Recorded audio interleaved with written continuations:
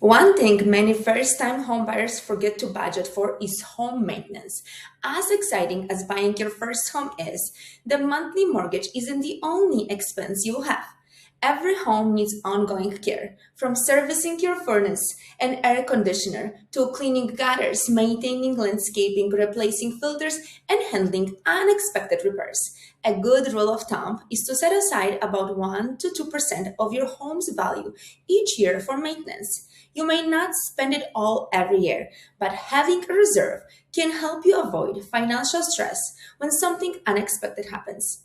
The good news is that regular maintenance protects your investment and can help prevent small issues from turning into expensive repairs.